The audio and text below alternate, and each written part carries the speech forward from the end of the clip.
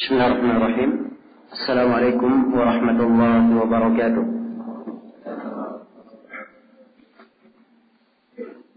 Innal hamdalillah nahmaduhu wa nasta'inuhu wa nastaghfiruh wa na'udzu billahi min shururi anfusina wa sayyiati a'malina. May yahdihillahu fala mudilla lahu wa may yudlil fala hadiya lahu. أشهد أن لا إله إلا الله وحده لا شريك له وأشهد أن محمدا عبده ورسوله يا أيها الذين آمنوا اتقوا الله حق تقاته ولا تموتن إلا وأنتم مسلمون يا أيها الناس اتقوا ربكم الذي خلقكم من نفس واحدة وخلق منها زوجها وبث منهما رجالا كثيرا ونساء واتقوا الله الذي تساءلون به والأرحام إن الله كان عليكم رقيبا يا أيها الذين آمنوا اتقوا الله وقولوا قولا سديدا يصلح لكم أعمالكم ويغفر لكم ذنوبكم ومن يطع الله ورسوله فقد فاز فوزا عظيما أما بعد فإن أصدق الحديث كتاب الله وخير الهدي هدي محمد صلى الله عليه وعلى آله وسلم وشر الأمور محدثاتها فإن كل محدثة بدعة وكل بدعة ضلالة وكل ضلالة في النار.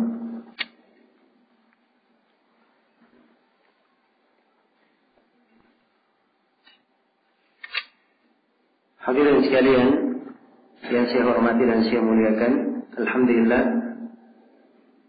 pada pagi hari ini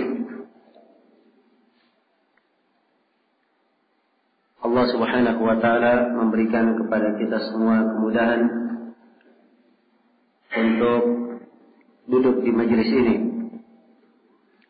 dalam rangka menuntut ilmu dan saling ingat mengingatkan akan bagian dari agama kita. Dan ini adalah sebuah nikmat yang patut kita syukuri, sebuah anugerah yang harusnya kita selalu memuji Allah Subhanahu wa taala terhadap anugerah tersebut. Karena tafaqquh di dalam agama, mempelajari fikih agama adalah sebuah kehormatan dan nikmat yang sangat besar bagi seorang muslim. Itu adalah lambang kebaikan. Di dalam hadis yang diriwayatkan oleh Al-Imam Al-Bukhari dan Imam Muslim dari Muawiyah bin Abi Sufyan radhiyallahu taala anhu, Rasulullah sallallahu alaihi wasallam bersabda, "May yuridillahu bihi khairan yufaqqihhu fid din." Siapa yang Allah kehendaki padanya kebaikan, maka Allah akan membuat dia faqih di dalam agama. Akan membuatnya punya pemahaman di dalam agama. Kata para ulama,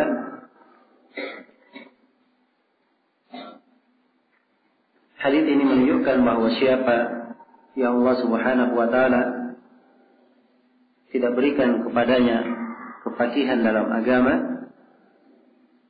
maka itu artinya Allah tidak menghendaki padanya kebaikan.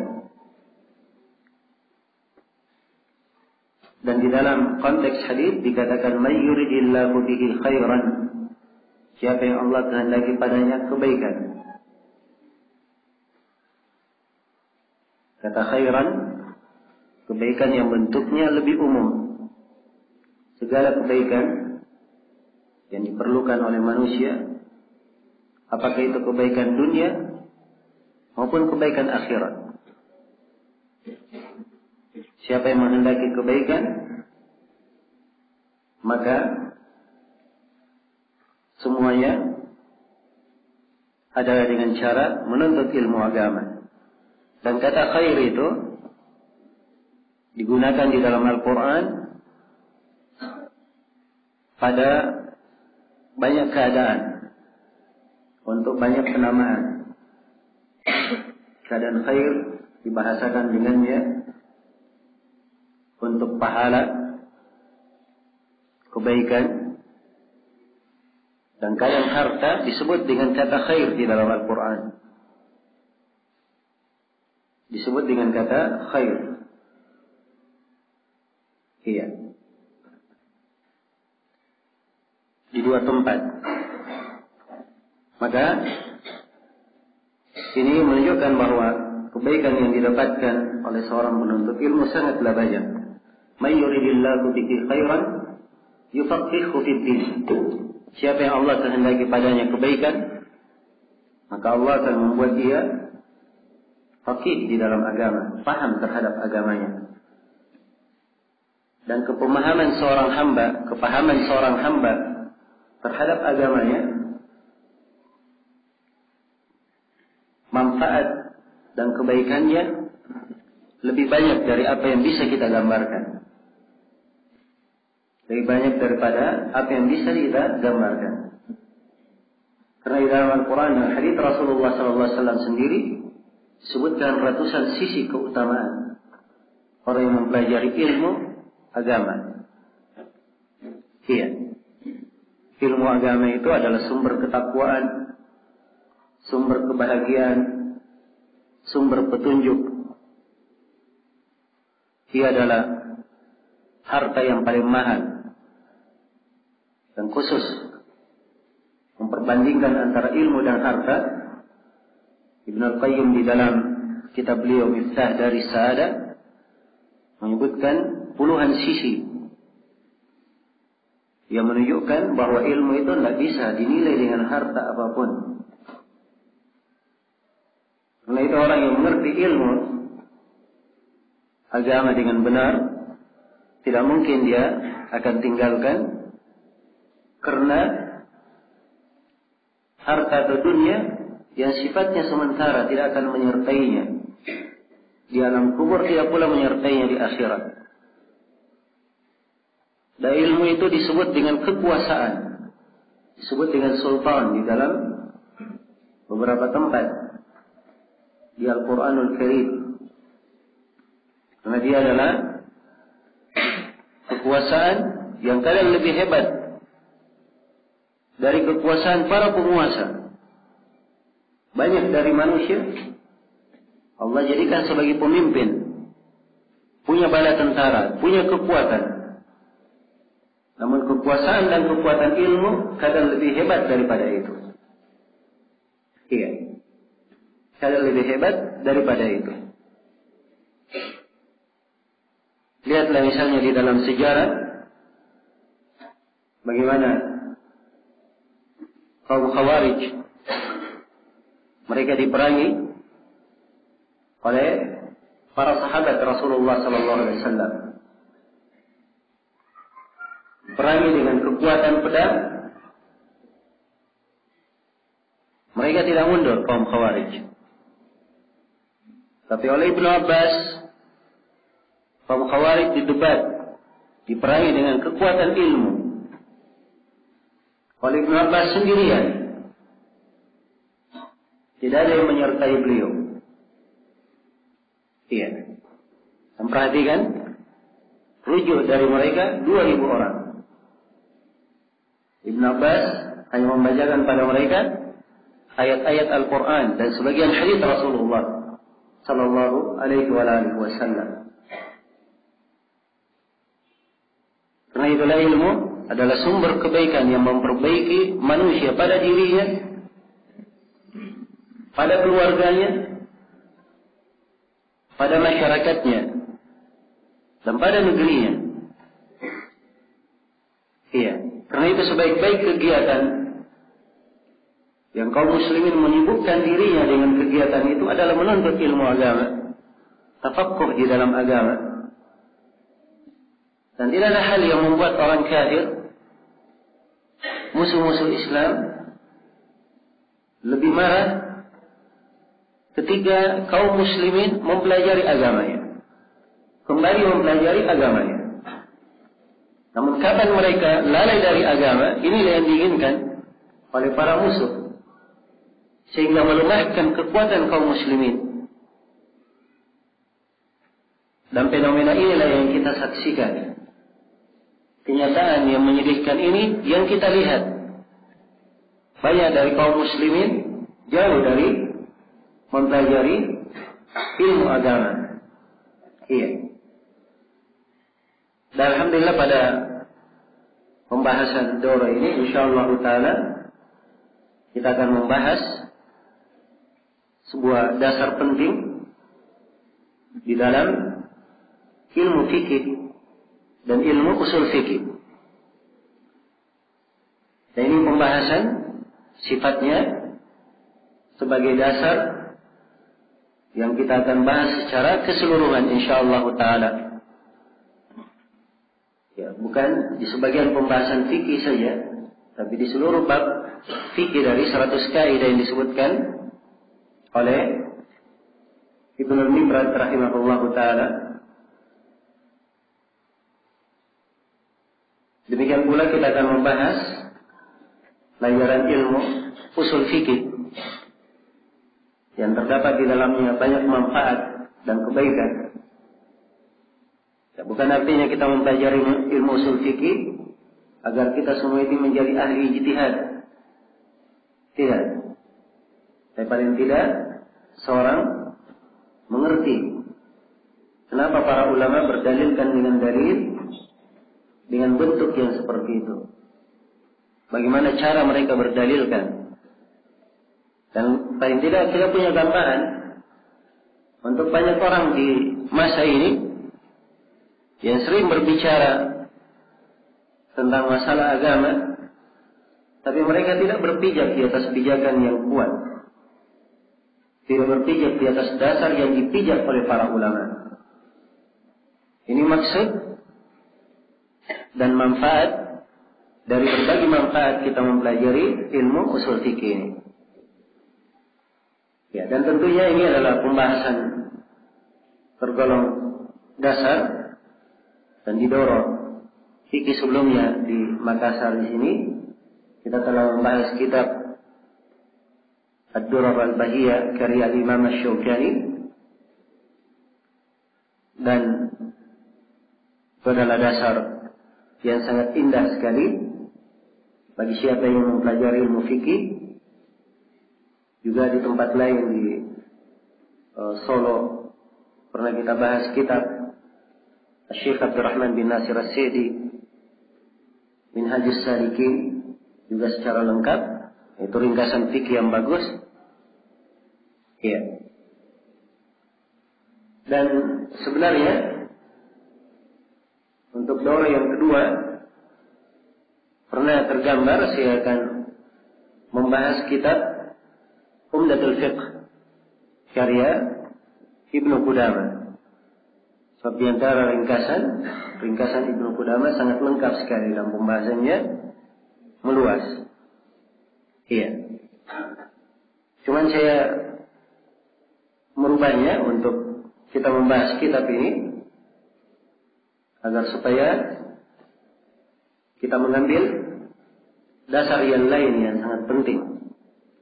Karena pembahasan buku ini dan buku yang kita pegang sebagaimana yang telah antum miliki semua panduannya, kitab Al-Qawaid Al-Kulliyah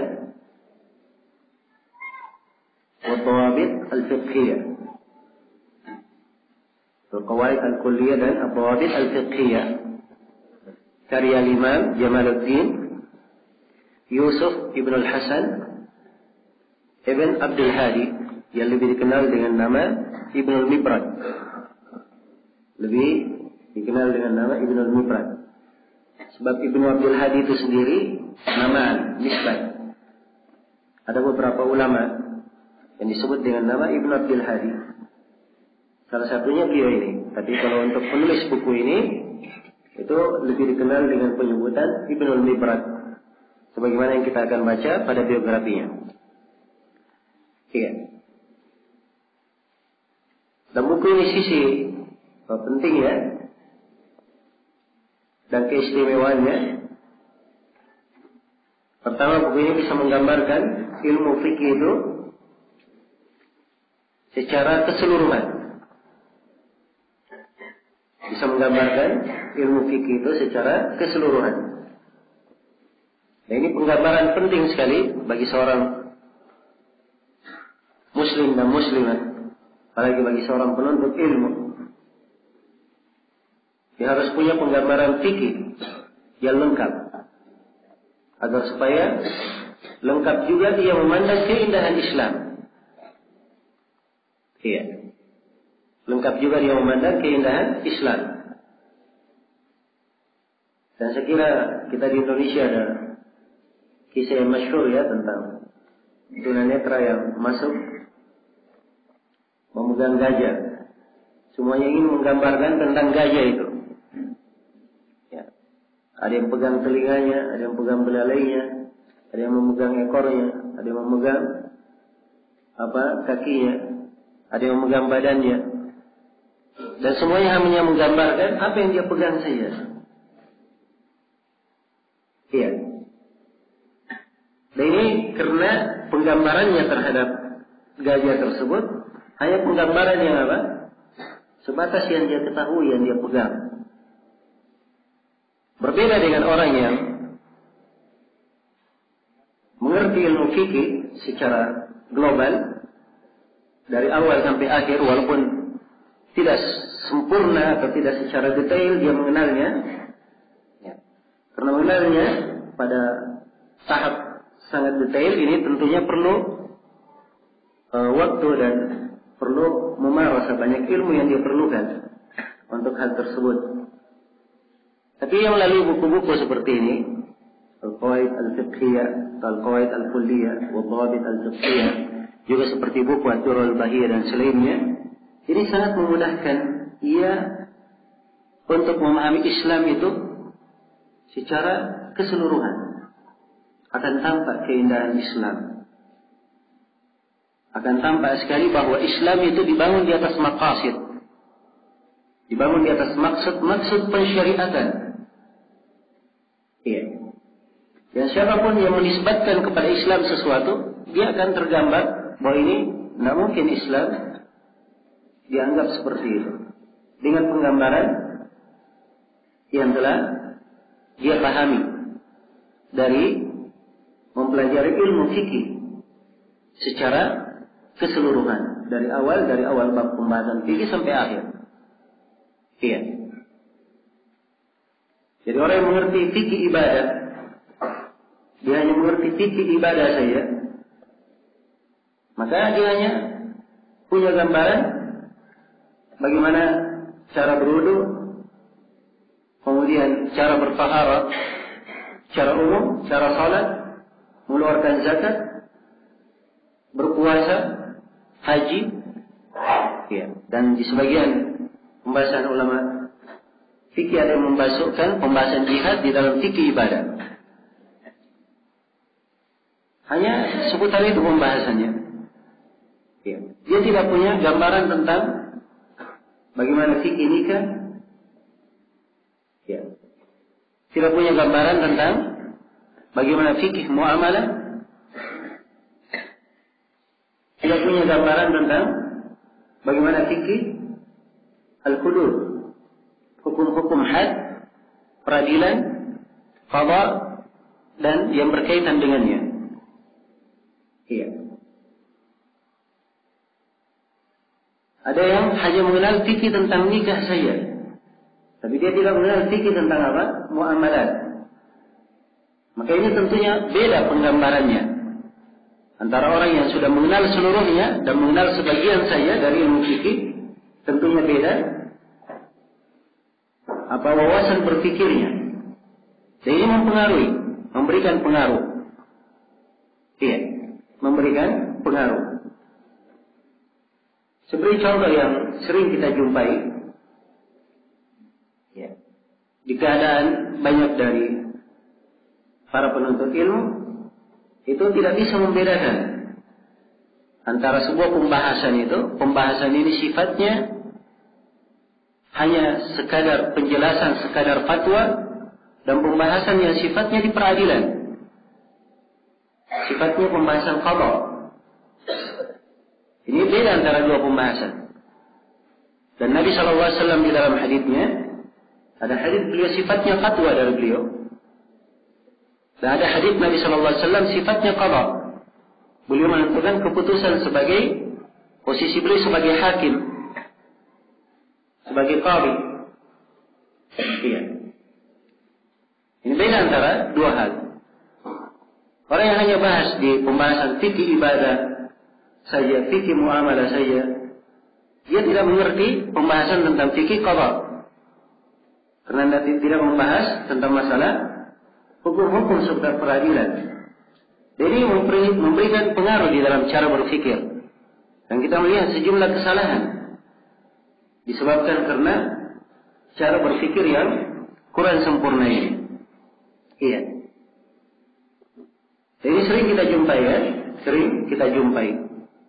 Kadang sebagian ustaz ditanya di majelis, apa hukum orang yang bekerja di bank? Ya. Ustaznya menjawab, riba adalah apa? Haram. Dan tidak boleh kalau menolong dalam kegiatan yang haram. Diberikan dalil-dalilnya. Sudah lengkap jawabannya, dia sudah terima. Hukumnya haram, tidak boleh kalau menolong dalam apa? Hal yang haram. Kalau begitu tidak boleh kerja di tempat yang ada apa? Riba padanya. Tapi orang yang mendengar ini, setelah dia pahami jawaban, dia menerapkan kepada kawannya. Oh, ini kawan saya kerja di bank. Berarti ini adalah orang yang berbuat apa? Perbuatan yang haram. Oh, ini harus, orang ini keliru. Ini kadang di belakang itu, oh ini harus diboikot ikhwan ini. Tidak benar ikhwan kayak begini modelnya. Ya. Dan ini salah cara berpikirnya. Kenapa? Sebab sekarang dia sudah menggabungkan antara pembahasan yang sifatnya fatwa dan qada. Sekarang dia menghukumi ikhwan itu pembahasan yang sifatnya mengarah kepada apa? Penjatuhan hukum. Ya. Dia sekarang sebagai qadi menjatuhkan orang tidak boleh kerja di situ. Padahal alasan orang kerja di bank itu macam-macam. Ada yang dengan pilihannya, dan ini tidak diperbolehkan. Ada orang yang terpaksa. Ya. Dan manusia beraneka ragam keadaannya. Orang yang terpaksa misalnya keadaan sebagian orang disekolahkan. Ya, kalau dia langsung keluar dia harus membayar uang sekolah tersebut. Dari mana dia dapat duit untuk membayarnya? Ya, maka dia tidak ada jalan lain, hanya mempunyai jalan itu. Orang yang seperti ini tidak boleh dijatuhkan hukum seperti yang disebutkan. Dan si ustaz yang menjawab, dia jawabannya umum, tidak mengarah kepada orang tertentu. Andai kata dia ditanya kepada kondisi dan keadaan orang tertentu, maka mungkin saja jawabannya berbeda. Mungkin saja jawabannya apa? Berbeda. Iya. Jadi secara umum kenapa hal ini bisa terjadi kekeliruan di dalam memahami? Karena penggambaran ilmu fikih yang kurang. Ya. Penggambaran ilmu fikih yang kurang. Ya. Dan sebagian orang terlalu mudah yang memberikan hukum. Oh ini sesuatu tidak ada dari as-salaf yang mengerjakannya. Dan ini kalimat berat ya. Mengatakan tidak ada dari as-salaf yang mengerjakannya. Ya, seakan-akan dia Syekhul Islam sudah. Mengerti seluruh tuntunan agama dari awal sampai akhir, dari A sampai Z-nya, dari alif sampai ya-nya semuanya dia paham. Dari yang luput baginya. Iya. Jadi kalimat-kalimat yang seperti ini tidak sembarang diucapkan. Tidak sembarang diucapkan. Para ulama kita pun yang terkenal ahli fatwa dan keilmuannya, mereka kalau menggunakan bahasa yang seperti itu dengan bahasa yang semua orang memahaminya. Beliau berkata, saya tidak mengetahui ada dari as-salaf yang berucap seperti ini. Dia disebutkan sebatas pengetahuannya. Ini datang tidak ada dari as-salaf yang mengetahui mengerjakannya yang seperti itu. Ini kalimat agak berat. Ya, jelas ya? Sebab ilmu, apalagi dia berkaitan dengan fikih, banyak dari bentuk ilmu yang harus dia pelajari. Ya, pertama ilmu fikih itu ada banyak mazhab yang menjelaskan. Ya. Maka paling tidak pertama dia mengenal Al-Quranul Karim merupakan sumber rujukan di dalam pemahaman fikih. Kemudian dia memahami hadis-hadis Rasulullah SAW. Dia harus punya hadis-hadis ilmam tentang hadis yang memuat hukum. Ya. Tidak cukup dia hanya mengenal Umdatul Ahkam, Bulughul Maram saja. Dia harus mengenal buku-buku yang lainnya lebih luas daripada itu, yang memuat tentang hadis-hadis hukum. Dia mengenal Muntaqal Akhbar misalnya, atau dia mengenal misalnya Al-Ahkam yang dikumpul oleh An-Nawawi, ya. Atau dia mengenal misalnya Al-Imam karya Ibnu Daqiq Al-Eid, buku-buku yang lebih luas daripada itu yang memuat hadis-hadis hukum, agar supaya dia mengerti sisi pendalilan para ulama itu dari mana. Walaupun ada pendapat yang lemah yang dipengaruhi oleh sebagian ulama, kita tahu dalil lemahnya yang mana. Dalil lemahnya yang mana. Jadi harus punya ilmu, punya penguasaan terhadap banyak hadis. Demikian pula dia perlu menguasai pendapat para ulama di berbagai negeri. Iya. Dia harus mengerti mazhab para ulama, mazhab Hanafiyah, mazhab Malikiyah, Syafi'iyah, Hanbaliyah. Iya. Ini 4 mazhab faqih. Dan ada uraian para ulama yang lain yang punya aqwal, ucapan-ucapan pembahasan fikih yang diwarisi oleh para a'immah. Banyak dinukil oleh Ibnu Al-Mundhir dalam kitab Al-Awsat atau dalam Al-Ishraf. Demikian pula ya diuraikan oleh para imam yang lainnya. Ya. Maka dia hendaknya mengerti pendapat-pendapat para ulama ini. Ya, demikian pula dia harus mengenal ucapan-ucapan as-salaf para a'immah. Ya. Ini dia perlu baca Musannaf Abdul Razzaq. Dia perlu baca Musannaf Ibnu Abi Syaibah.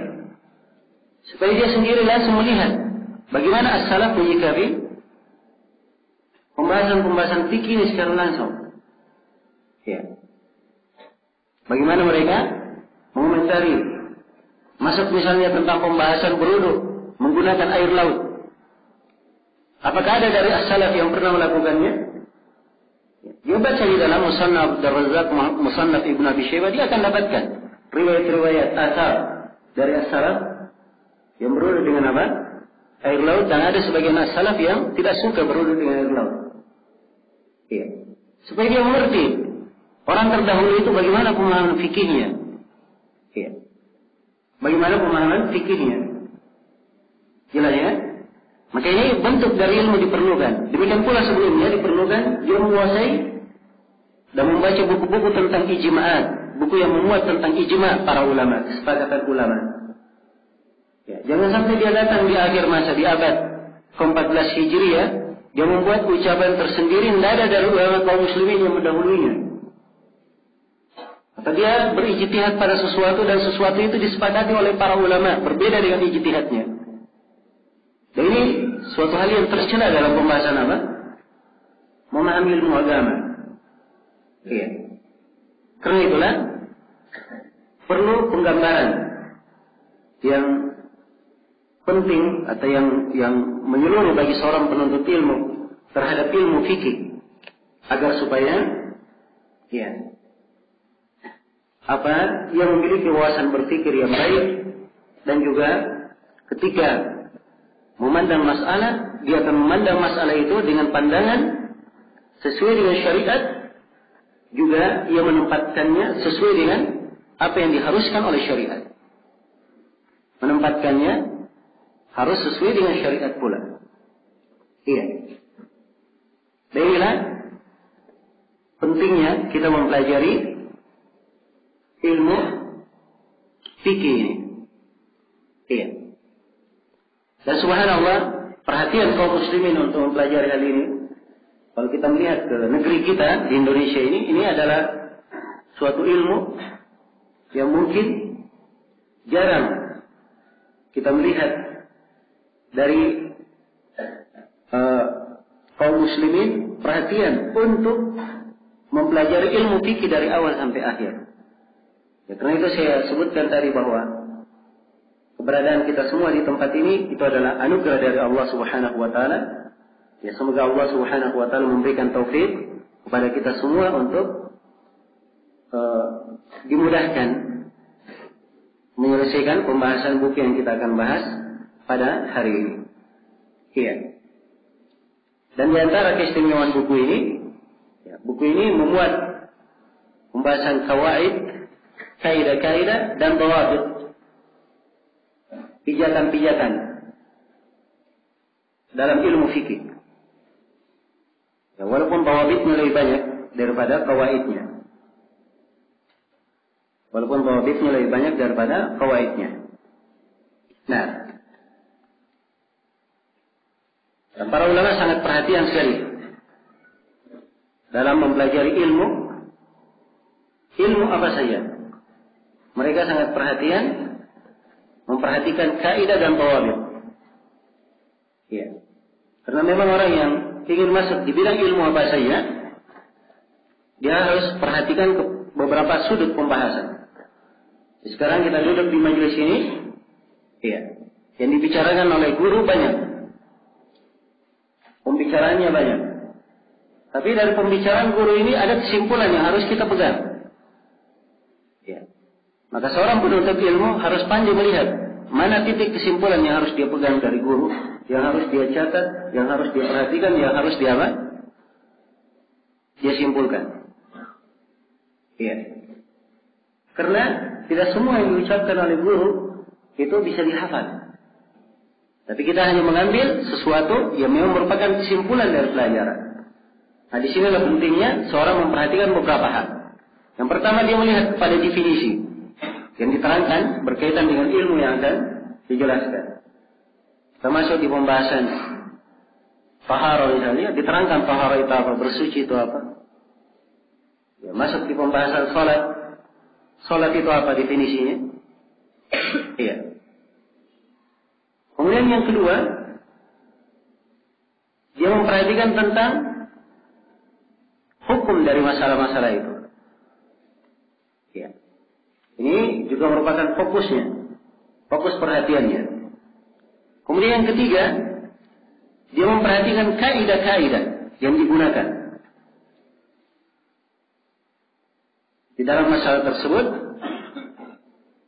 atau kalau kita sekarang sifatnya mempelajari uraian, mungkin dari situ kita munculkan kaidah, ya. Dari uraian tersebut tersimpul kaidah. Jadi perhatikan kaidah yang dipakai. Ya. Dhawabit, ketentuan, pijakan, ya, di dalam pembahasan. Akan diterangkan misalnya oleh Ibnu Mibrad nanti, bahwa dalam sujud sahwi itu terjadi, dilakukan, disyariatkan, dilakukan karena 3 sebab. Karena dia menambah, atau karena dia mengurangi, atau karena dia ragu. Ini kaidah namanya. Jadi kalau kaidah ini dia pegang, sudah tergambar dengan baik di benaknya. Ya. Tidak ada lagi selain daripada 3 ini. Dia hanya pegang 3. Jadi ada sujud sahwi, kalau dia menambah, atau dia mengurangi, atau dia apa? Dia ragu. Ini bentuk kaidah. Tertanam pada apa? Pada dirinya di pembahasan sujud sahwi. Dia simpulkan. Sebagai sebuah kaidah. Jelas ya? Baik. Dan ada di dalam pembahasan juga yang perlu kita catat, yang berkaitan dengan at-tafasil, pembagian-pembagian. Ya. Tentang pembagian-pembagian. Seperti nanti akan datang, di kaidah akan disebutkan oleh Ibnu Mibrad, beliau membagi syarikat terbagi 5. Syarikat itu terbagi berapa? Terbagi 5. Ada syarikat al-anan, ada syarikat al-wujub, ada syarikat al-abdan, ada syarikat Al-Mudharabah, dan ada syarikat Al-Mufawadah. 5 syarikat. Ya. Jadi at-taqasim, pembagian yang seperti ini harus kita cermati. Ya. Jelas ya? Karena ini memberikan pengaruh penting nanti dalam penggambaran fikih. Ya. Terjadi A dan B kerjasama dalam sebuah niaga, dalam sebuah usaha. Ya. Kita bisa lihat ini usahanya, jenis kerjasamanya apa bentuknya, di syarikat yang mana dari 5 ini. Sebab kita punya apa? 5 pembagian yang kita kuasai. Jelas ya? Berbeda dengan orang yang tidak kenal pembagian. Oh, dia cuma mengerti syarikat. Ya. Dan dia tidak bisa memilah antara bentuk perniagaan. Kalau terjadi kerugian atau terjadi keuntungan, bagaimana cara menghitungnya, bagaimana cara menyelesaikannya, dia kan mengalami banyak kesulitan dalam menentukan hukum. Kenapa? Sebab pemahamannya terhadap syarikat itu ada kekurangan. Ya. Ini hal-hal yang biasa, apalagi kalau dia melihat kejadian kekinian yang terjadi. Wah, bisa lebih banyak lagi bingungnya. Ya. Muncul dihadapi sekarang lagi banyak, lagi tren. Ya. Bisnis waralaba. Dia lihat waralaba. Bentuk dari syarikat. Apakah boleh atau tidak? Ini pembahasannya di pembahasan syarikat. Jadi kalau dia mengerti ilmu tentang syarikat, ilmu pembagian-pembagiannya, dia bisa ada penggambaran, bisa menilai. Ya. Ini bentuk syarikat yang dibenarkan bagaimana, yang tidak dibenarkan bagaimana. Jelas ya? Demikian pula kita penting mengenal al-furu', perbedaan-perbedaan. Ya. Ini yang penting dicatat dari guru. Kalau guru membedakan perbedaan antara A dan B adalah ini. Jelas ya? Nah, seperti misalnya al-fuqaha membedakan antara salat zuhur dan salat Jumat. Apa perbedaannya? Ya. Oh, banyak sekali perbedaannya. Syekh Ibnu Utsaimin membedakannya lebih dari 20 sisi perbedaan antara salat zuhur dan salat apa? Salat Jumat. Iya. Banyak sisi perbedaan. Dan perbedaan ini kita harus apa? Harus menguasainya. Supaya kita pandai membedakan antara A dan B itu apa. Jangan sampai sesuatu yang berbeda, akhirnya kita apa? Kita samakan. Ya, dan ini yang terjadi di banyak kekacauan di dalam memahami. Karena ya, ketika ia menghadiri seorang guru mengajar ilmu, dia tidak tahu apa yang harus dia tulis, apa yang harus dia simpulkan. Tapi kalau kita pegang ketentuan yang saya terangkan tadi, insya Allah kita akan mudah menyimpulkan apa yang diterangkan oleh guru. Ya. Contoh misalnya di pembahasan kredit. Ya. Kredit itu banyak bentuknya. Jelas ya, harus dibedakan antara bentuk-bentuk itu. Karena sebagian bentuk dibolehkan, sebagian bentuk tidak dibolehkan. Ya. Jadi kalau dia tidak bisa membedakan, dia hanya tahu kredit. Kredit itu membayar tidak secara kontan, secara beransur. Ya. Jelas ya? Sisa yang tertanam dalam jiwanya, sisi yang mana? Sisi lebih membolehkan atau sisi yang tidak bolehnya? Tapi kalau dia bisa membedakan jenis-jenis kredit yang ada, dan ini di pembahasan fikihnya banyak pembahasan. Ada pembahasan taqsid, ada pembahasan bai'ul aina, ada pembahasan at-tawarruk, ada pembahasan bai'ul marabah lil amir bisyara, ada pembahasan al-ijar al-muntahi bit-tamlik. Dan mungkin dimasukkan di pembahasan yang lain. Iya. Mungkin masuk di dalamnya pembahasan as-salam, pembahasan al-istisna, ada pembahasan-pembahasan lain. Ini pembahasan perlu kita pahami. Apa perbedaannya antara taqsid dan al-aina? Apa perbedaan antara taqsid dan bai'ul marabah lil amir bisyara? Antara al-aina dan tawarruk apa bedanya? Itu punya perbedaan-perbedaan. Harus dipahami. Maka ini dari pokok yang harusnya diperhatikan oleh seorang yang mempelajari ilmu fikih. Nah, maka ini subhanallah buku, ya, sisi keistimewaannya penulis yang mendidik kita untuk menyimpulkan pembahasan itu dengan kesimpulan yang ringkas. Dengan kesimpulan yang ringkas. Iya. Sebab inilah yang sebenarnya yang merupakan inti dari ilmu itu. Inti dari ilmu itu. Ya. Kalau kita lihat misalnya, saya pernah baca fatwa Syekh bin Baz rahimahullah di pembahasan masalah air. Jawaban beliau ringkas sekali. Beliau ditanya tentang masalah air, ringkas beliau jawab. Tapi isi jawaban beliau ini itu sebenarnya kesimpulan dari buku-buku fikih itu yang memuat tentang pembahasan air. Ya. Perhatikan, lihat bagaimana ilmu para ulama itu. Nah, demikian pula misalnya banyak dari ulama kita ditanya tentang pembagian orang kafir. Mereka bagi orang kafir menjadi 4. Ya. Ada kafir dhimmi, kafir mu'ahad, kafir musta'man, sebagian ada yang membaca musta'min, dan ada kafir harbi, 4 jenis kafir. Ya. Ini 4 jenis kafir ini, kalau kita langsung baca di buku fikih, mungkin sulit kita ketemukan pembagiannya 4. Kenapa? Sebab pembahasan kafir dhimmi itu satu bab khusus dalam pembahasan jihad.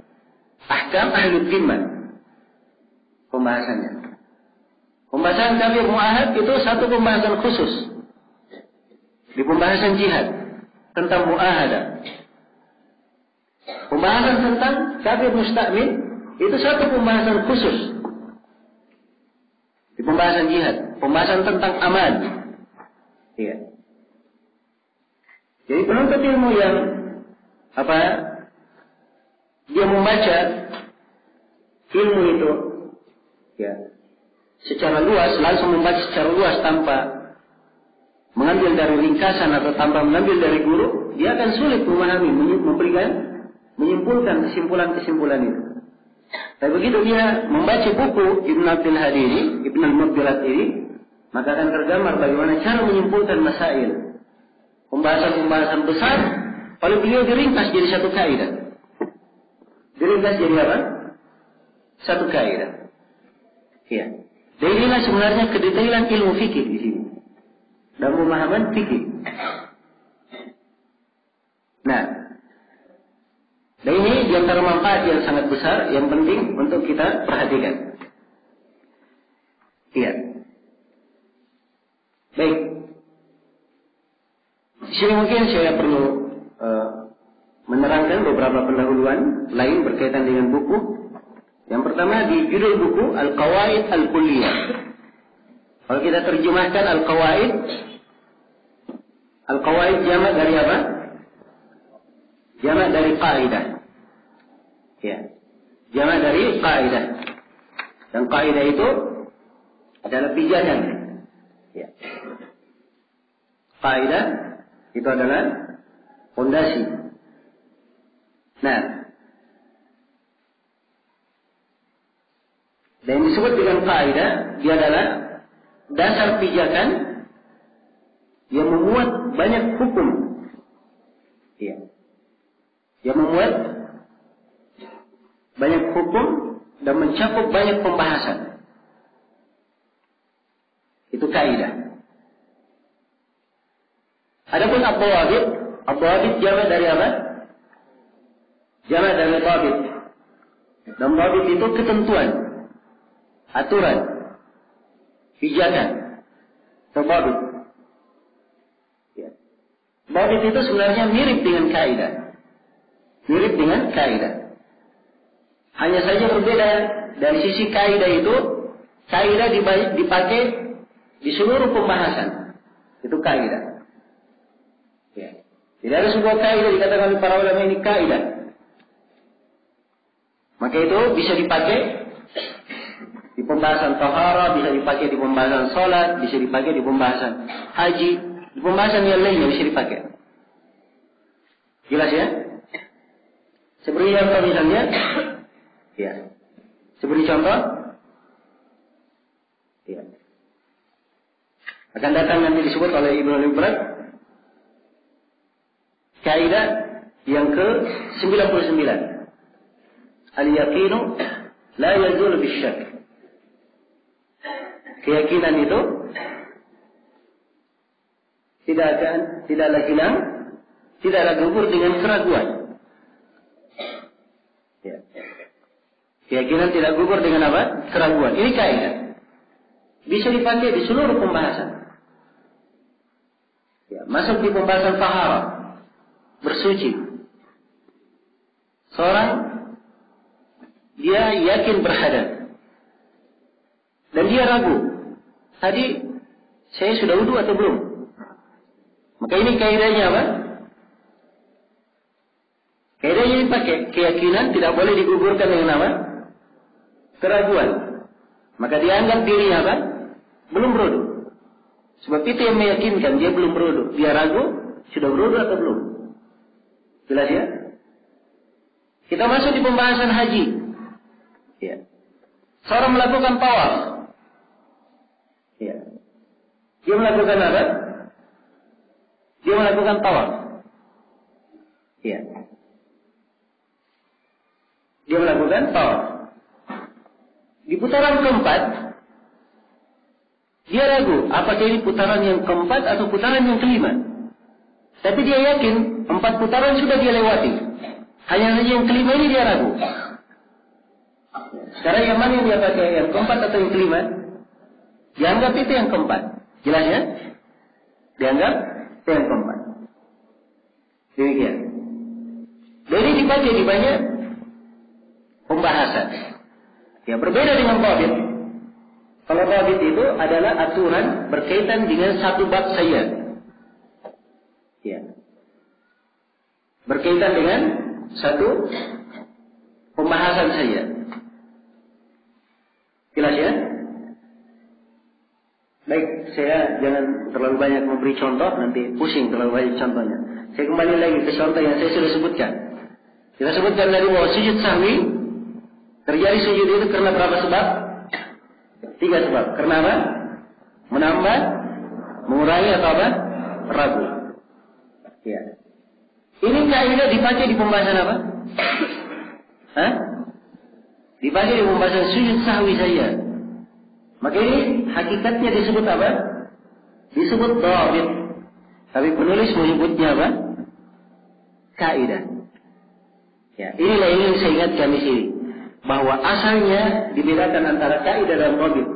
Tapi sebagian para ulama ada yang menggunakan dengan penggunaan yang sama. Ada yang menggunakan kaidah, tapi yang diinginkan dengannya dhabit. Ada yang mengatakan dhabit, tapi yang diinginkan dengannya adalah apa? Kaidah. Jadi banyak di buku para ulama. Seperti buku ini kita akan ketemukan semuanya dari kaidah yang pertama sampai kaidah yang ke-100. Semuanya disebut oleh penulis dengan nama Al-Qaidah. Kaidah semuanya. Jelas ya? Padahal dari sebagian kaidah ini, atau dari kebanyakan, bahkan kebanyakan kaidah yang disebutkan, itu sebenarnya bawabit, bukan qawaid. Kalau dalam makna istilah. Iya. Dan ada buku-buku yang seperti ini.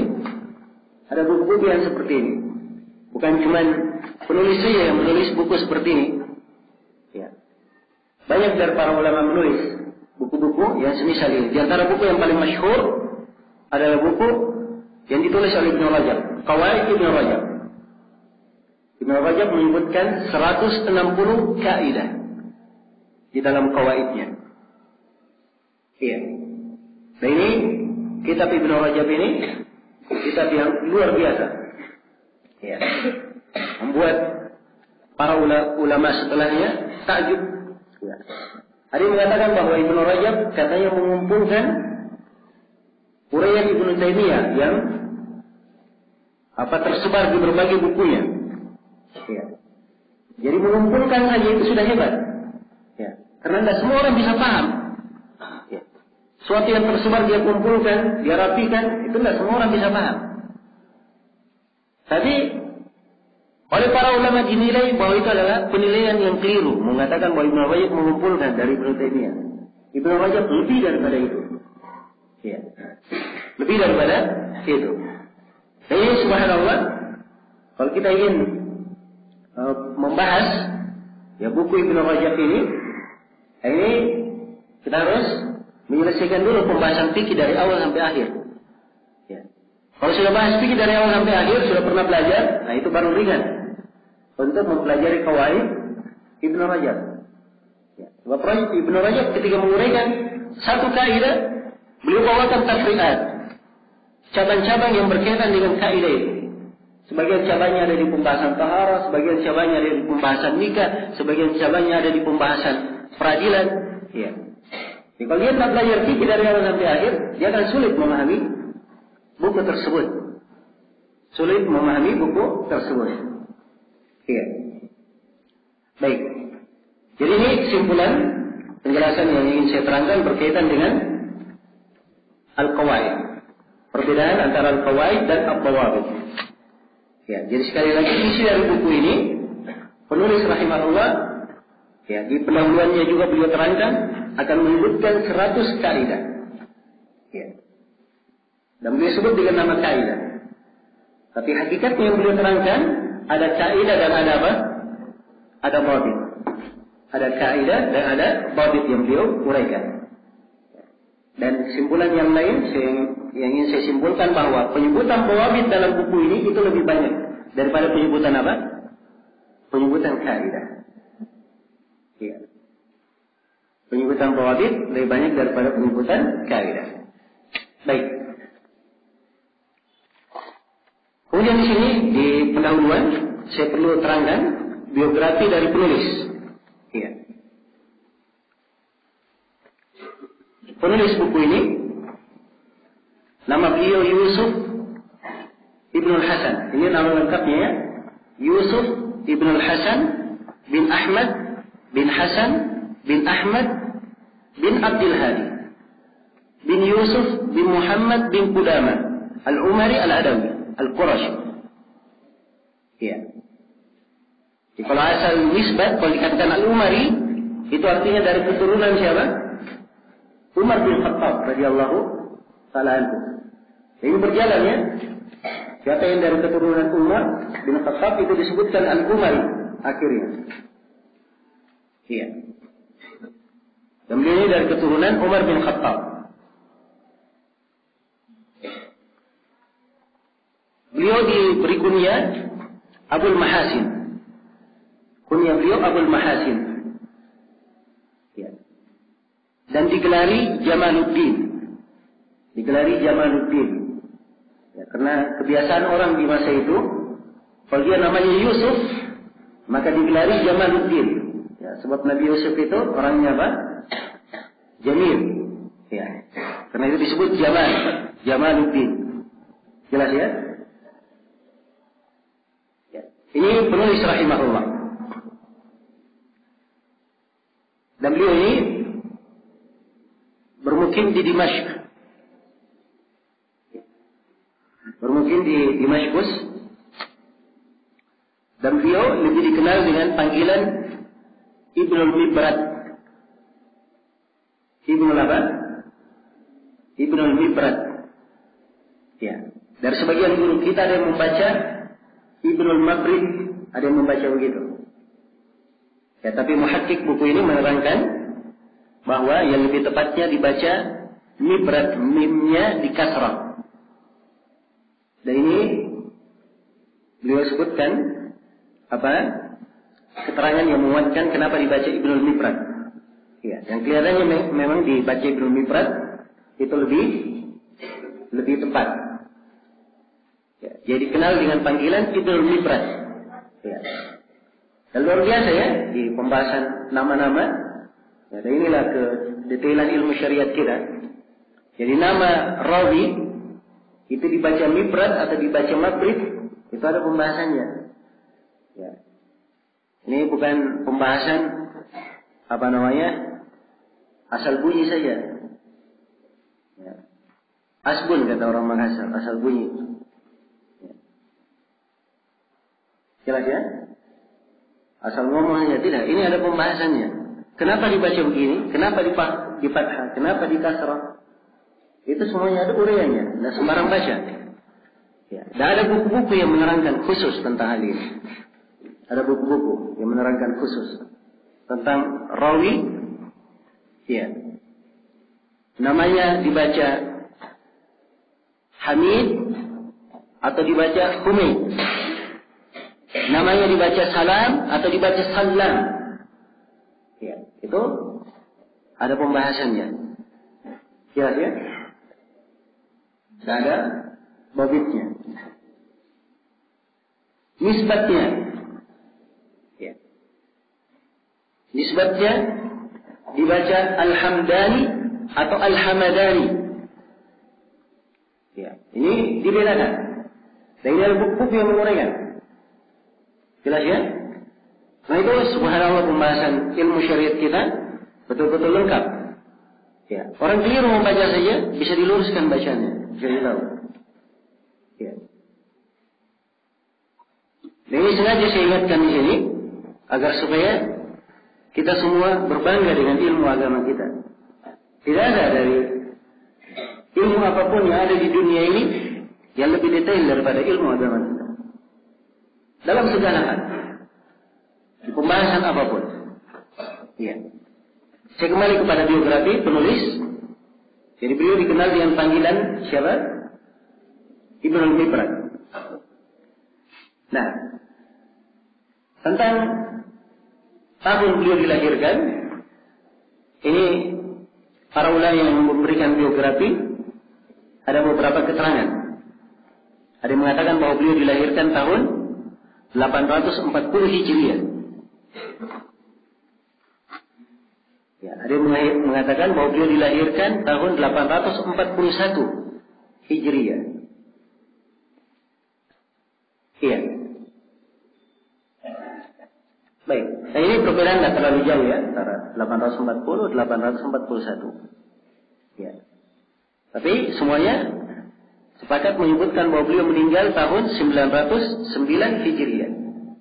Sebagaimana yang tertera di sampul buku. Nah, beliau mempunyai banyak guru. Ya. Beliau mempunyai banyak guru. Nah, sebutkan di dalam sebagian biografinya oleh An-Najm Al-Ghazi diterangkan bahwa beliau ini membaca Al-Quran terhadap guru beliau Syekh Ahmad Al-Misri Al-Hambali. Untuk bacaan Al-Quran diambil dari guru. Sebab orang membaca Al-Quran dia bukan baca sendiri,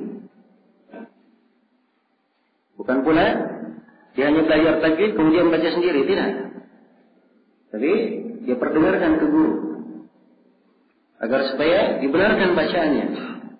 Dibenarkan bacaannya. Iya.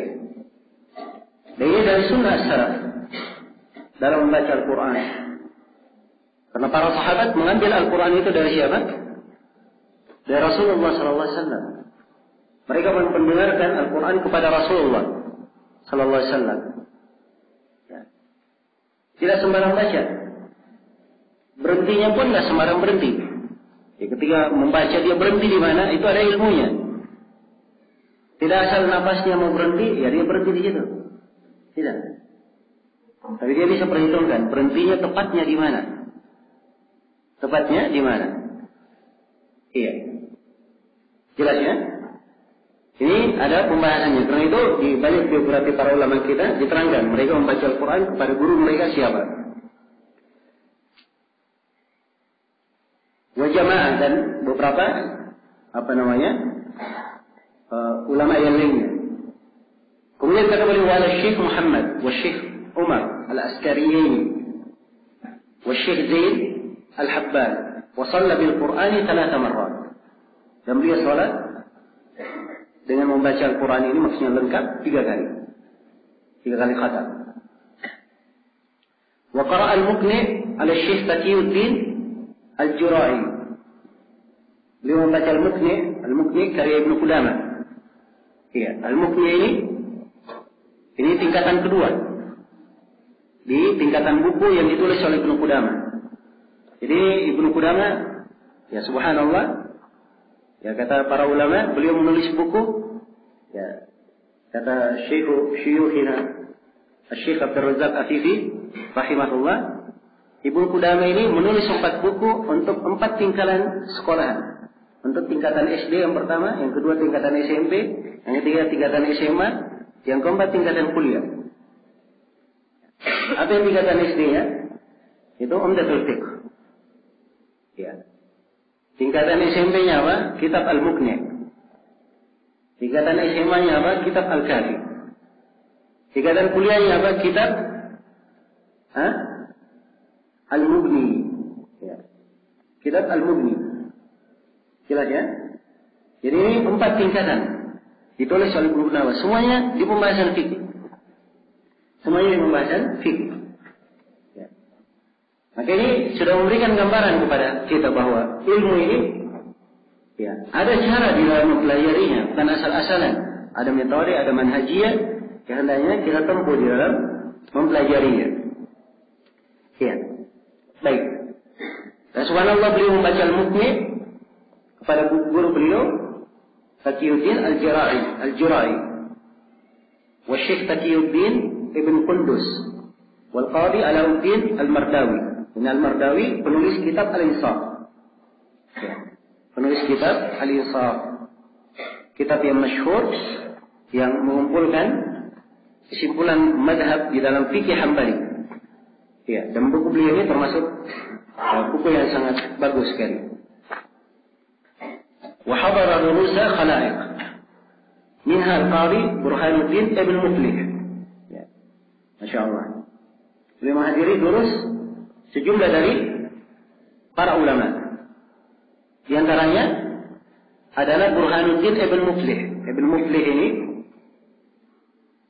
penulis kitab Al-Mubdi'. Ini termasuk buku di fikih Hambali juga sangat indah. Dan termasuk keistimewaan penulisnya, beliau banyak menukil dari ucapan-ucapan Ibnu Taimiyah. Rahimahullah, ikhtiarat Ibnu Taimiyah.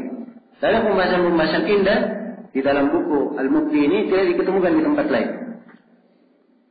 Nah, wa Syekh Burhanuddin Az-Zurai. Ini di dalam fikihnya. Kemudian disebutkan wa akhadha al-hadits an khalaiq, dan beliau mengambil ilmu hadis dari banyak ulama. Min ashabi Ibnu Hajar, dari murid-murid Ibnu Hajar. Beliau memang mengambil banyak dari murid Ibnu Hajar, tapi beliau sendiri punya ijazah langsung dari Ibnu Hajar. Punya ijazah langsung dari siapa? Al-Hafidz Ibnu Hajar. Wa Ibnu al-Iraqi. Ya, kalau dikatakan Ibnu al-Iraqi berarti anak dari Abdurrahim Al-Iraqi. Ya, rahimahullah. Jadi anaknya namanya Ahmad. Ya. Lebih dikenal biasanya dengan panggilan Waliyuddin Al-Iraqi. Waliyuddin Al-Iraqi. Nah, ini kisah ayah dan anak ini jadi pelajaran tersendiri. Sebab Al-Iraqi rahimahullah, beliau untuk anaknya Waliyuddin, beliau tuliskan buku khusus supaya dihafal oleh anaknya. Iya. Dihafal oleh anaknya. Dan buku ini kemudian disyarah oleh Al-Iraqi. Ya, disyarah oleh Al-Iraqi.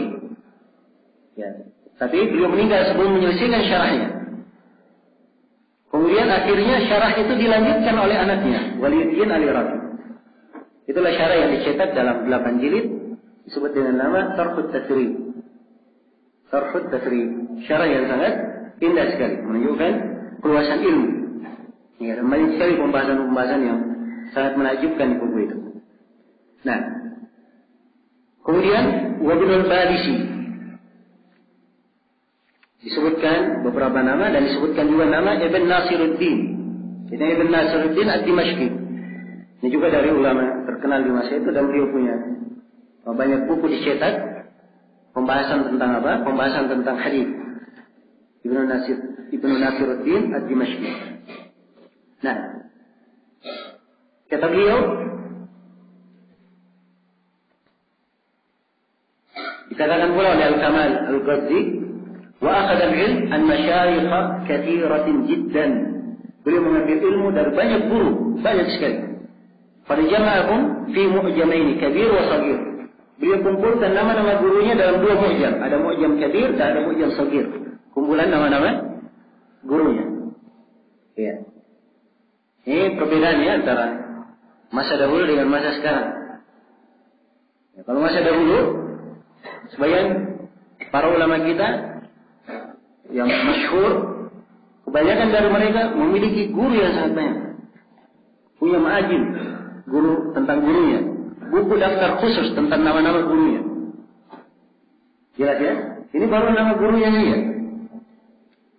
Ya, dia mengambil dari gurunya apa, menghadiri majelis apa, dia membaca apa, dan seterusnya.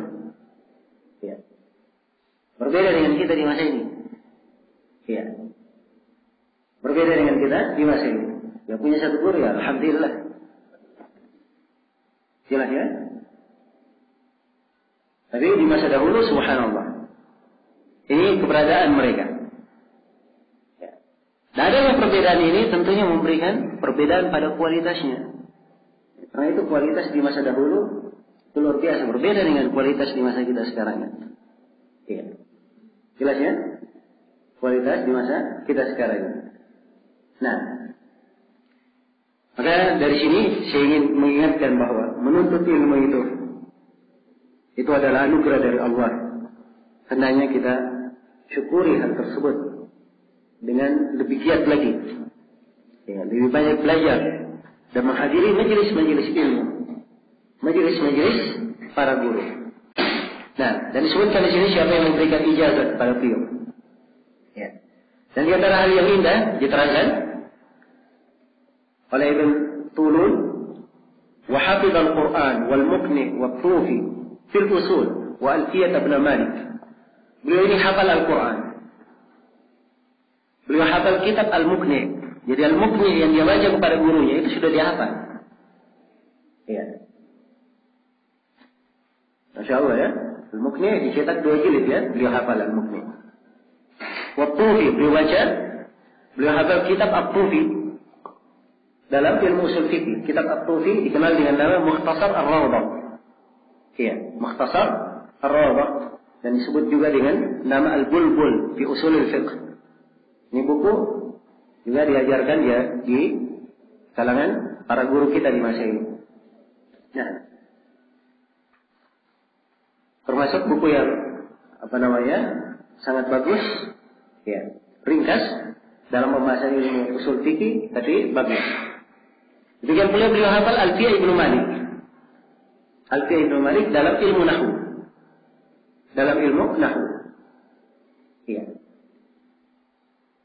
Nah, ini kita lihat dalam biografi beliau ya, bagaimana beliau menghafalkannya.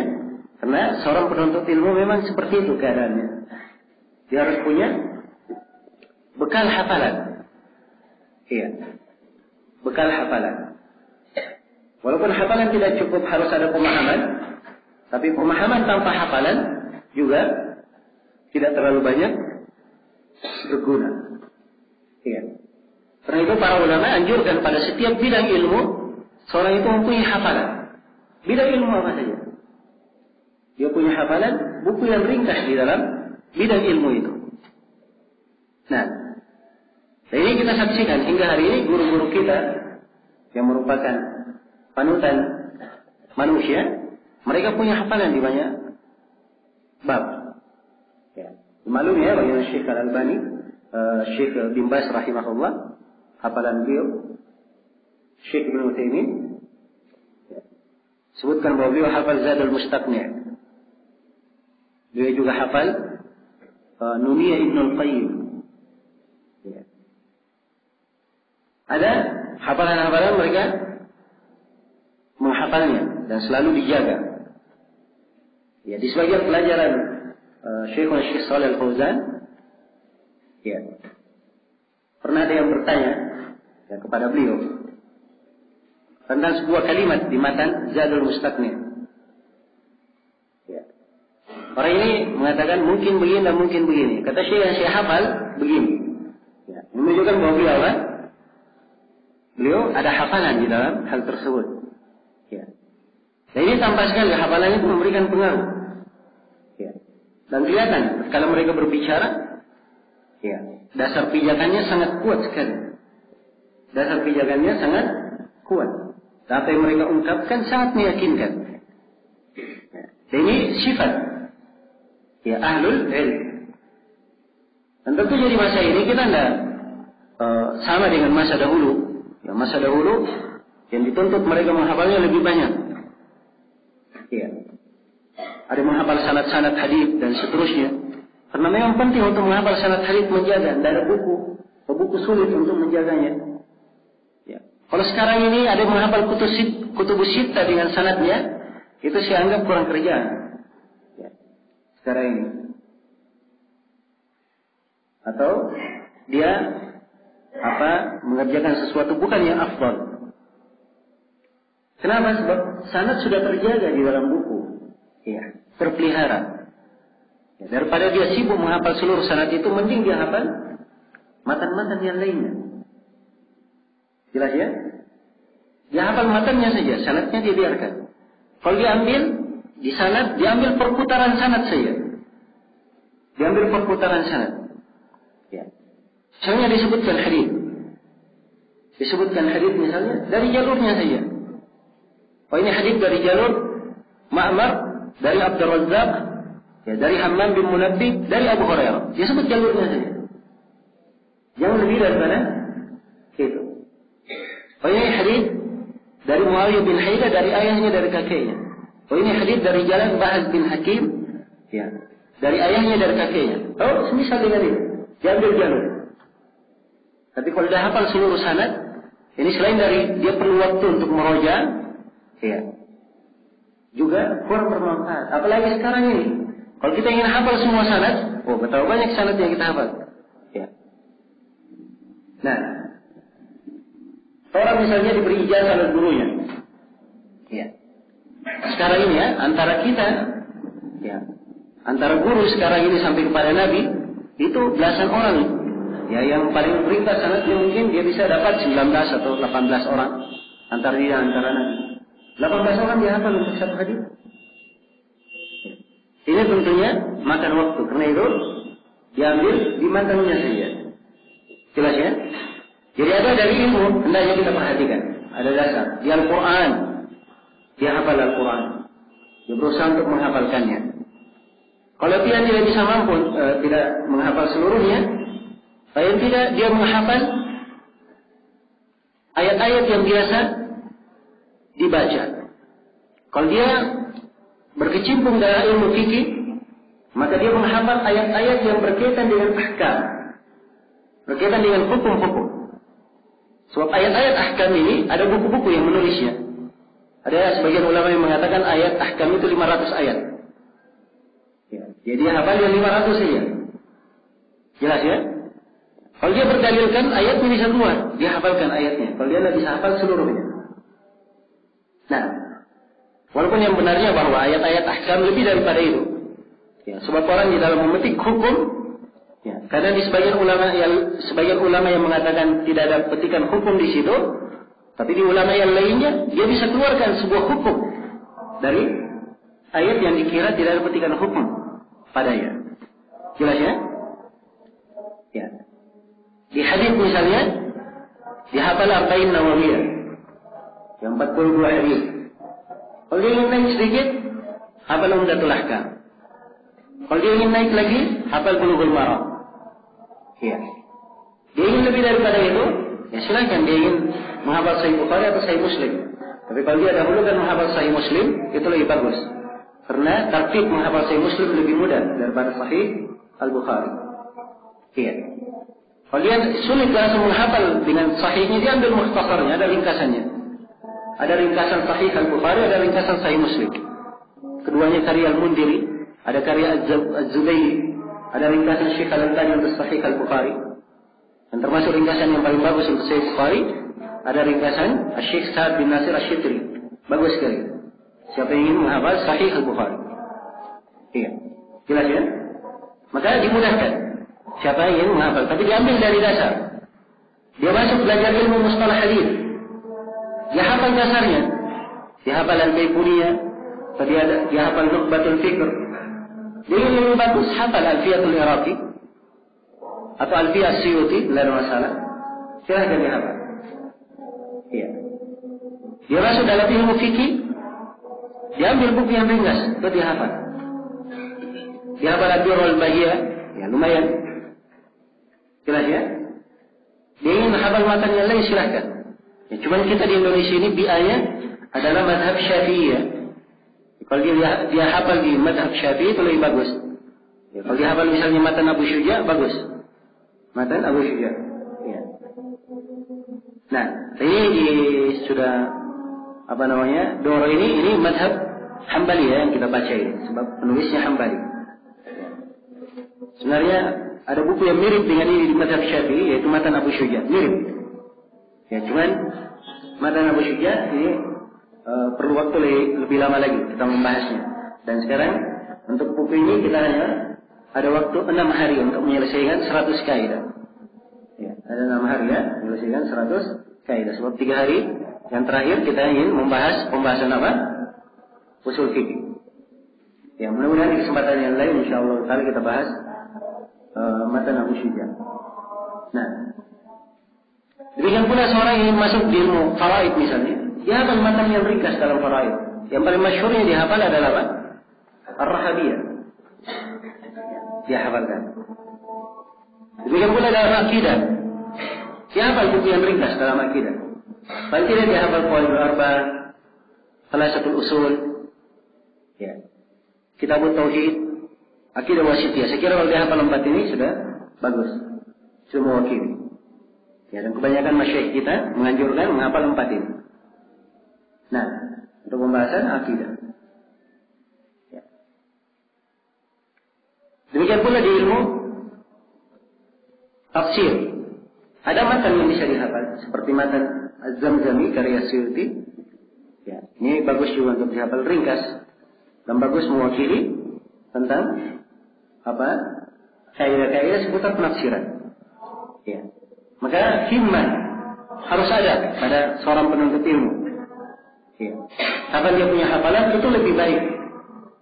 Ingat dia akan lebih baik karena memang tidak diharuskan. Kalau dia tidak bisa menghafal, maka caranya adalah dia banyak mengulangi buku itu. Dia banyak mengulanginya. Banyak membacanya sampai menyatu dengan jiwanya. Itu caranya kalau dia tidak menghafalkannya. Al-Muzani rahimahullahu taala beliau membaca kitab Ar-Risalah dari Imam Syafi'i 500 kali. Ya. Kita satu kali saja belum pernah selesai. Ya. Beliau membaca 500 kali. Kata beliau tiap kali beliau selesai membaca kitab Ar-Risalah, ada saja faedah yang beliau dapatkan tidak beliau dapatkan di bacaan sebelumnya. Tidak beliau dapatkan di bacaan sebelumnya. Maka banyak mengulangi itu penting. Ya, karena itu di pembahasan yang telah lalu saya ingatkan. Ya, jangan seorang selesai buku, Durrul Bahiyah selesai nanti buku ini, setelah itu bukunya dibungkus baik-baik, ya, simpan di lemari, ya, jadi pusaka peninggalan. Ya. Ini bukan sifat seorang menuntut ilmu, tapi dia terus mengulanginya. Ya. Ini kita lihat ya di kalangan ulama kita juga di masa ini yang masyhur dengan fatwa seperti Syekh bin Baz, Syekh Ibnu Utsaimin, Syekh Shalih Al-Fauzan dan selainnya, itu orang-orang yang betul-betul mungkin karena mereka membaca buku, dan terbilang berapa buku sudah yang mereka ajarkan kepada murid-muridnya. Jadi dari buku yang diajarkan ini memberikan manfaat yang sangat besar baginya, pengaruh yang sangat mendalam. Iya. Dan saya yakin banyak dari buku itu tidak dihafalkan oleh masyayikh kita. Mereka hafal dasar-dasarnya, tapi karena sangat banyaknya mereka membaca, iya, sangat banyaknya mereka membaca, maka seakan-akan dianggap oleh orang-orang beliau hafal. Pernah suatu hari ditanya ke Syekh bin Baz, katanya, wahai Syekh, apakah engkau hafal kutub sittah? Sebab Syekh rahimahullah tiap kali berdalilkan dengan hadis ini dari sahabat fulan, dikeluarkan oleh fulan dan fulan, sebutkan keluarkan oleh Bukhari dan Muslim. Ini dikeluarkan oleh Imam Ahmad, Abu Dawud, At-Tirmidzi dan Nasai. Ini dikeluarkan oleh Abu Dawud. Ya, heran orang-orang lihat. Oh, ini kelihatannya Syekh bin Baz hafal kutub sittah. Ketika ditanyakan kepada beliau, kata beliau, saya tidak hafal. Tapi kami terlalu banyak membaca buku itu. Ya. Saking banyaknya beliau membaca, itu memberikan dasar yang beliau hafal, beliau sangat mungkin sekali menghafal Bulughul Maram. Itu hafalan luar biasa beliau di Bulughul Maram, sangat mungkin kan. Syekh bin Baz rahimahullah. Ada buku yang lainnya beliau sangat banyak membacanya. Nah, maka ini dasar-dasar yang hendaknya dipegang oleh seorang penuntut ilmu, dan kita hendaknya selalu memacu diri kita ya, untuk banyak memperkuat landasan-landasan ilmu ini. Dan di sini disebutkan banyak dari biografi nama-nama guru beliau, juga disebutkan murid-murid beliau yang sangat banyak ya, yang menunjukkan bahwa beliau ini adalah orang yang memang punya kegemaran mengajar ya, dan menyampaikan ilmu. Dan mazhab beliau rahimahullah sebagaimana kebanyakan para ulama Hambaliyah, mereka di pembahasan fikih Hambali, tapi di pembahasan akidah mereka di atas keyakinan as-salaf. Walaupun dikritik dalam sebagian kalimat di pembahasan akidah itu biasa. Ya. Di sebagian pembahasan akidah seperti Al-Qadhi Abu Ya'la juga sebagai penulis. Dan penulis punya buku, beliau menerangkan pembahasan akidah di buku itu. Beliau punya buku judulnya Mughni Dawil Afham Anil Kutubil Katsirati fil Ahkam. Ya, ini buku beliau ringkasan fikih lengkap. Keunikannya beliau tidak hanya meringkas mazhab Hambali, bahkan beliau meringkas 4 mazhab sekaligus. Ringkasan lengkap.